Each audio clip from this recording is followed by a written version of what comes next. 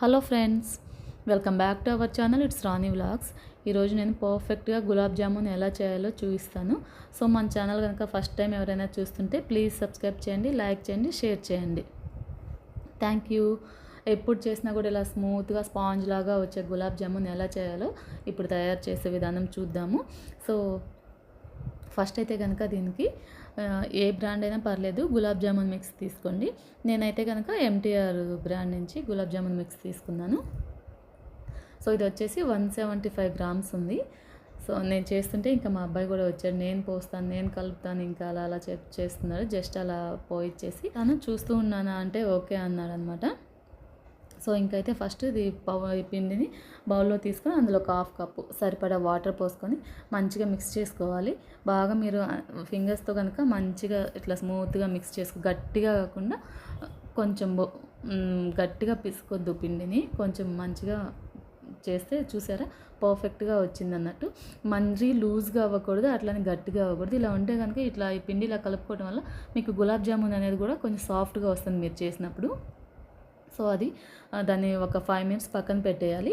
ఈలోపు నేను పాకం కోసం ఒక గిన్నె పెట్టుకొని అందులో sugar 175 grams gulab jamun mixie తీసుకున్నాను కదా, దానికి 700 గ్రామ్స్ షుగర్ తీసుకున్నాను. సో ఆ షుగర్ని మంచిగా కరగబెట్టిన తర్వాత కొంచెం ఇలాచీ పౌడర్ వేసుకున్నాను.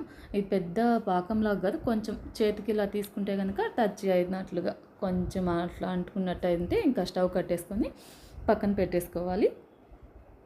పక్కన పెట్టుకొని ఇంకా అది మూత పెట్టి పక్కన పెట్టేసుకుందాము. ఈలోపు బాండి పెట్టుకొని ఇంకా మనం ఆల్రెడీ కలిపి పెట్టుకున్నాం కదా గులాబ్ జామున్ మిక్స్, చూసారా అసలు ఎంతగా ఫ్లఫీగా వచ్చింది కదా మంచిగా పొంగి.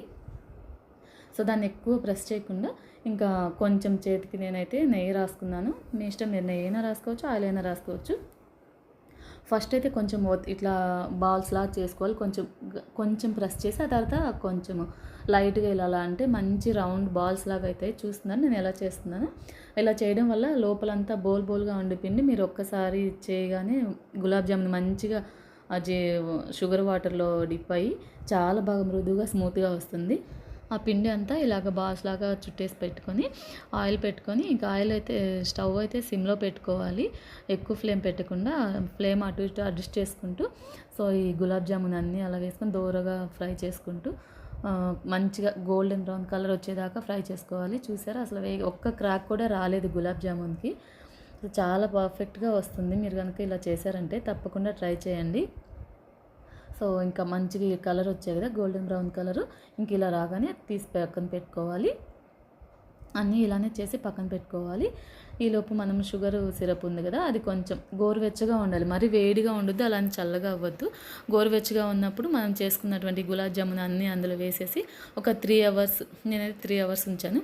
ఆ 3 అవర్స్ తర్వాత తీసి చూస్తే చూసారా ఎంత చక్కగా ఉన్నాయి, ఒక్క క్రాక్ రాకుండా చాలా బాగా వచ్చాయి గులాబ్ జామున్. అయితే తప్పకుండా ట్రై చేయండి. వీడియో కనుక నచ్చితే మన ఛానల్ని సబ్స్క్రైబ్ చేయండి, లైక్ చేయండి, షేర్ చేయండి. Thank you.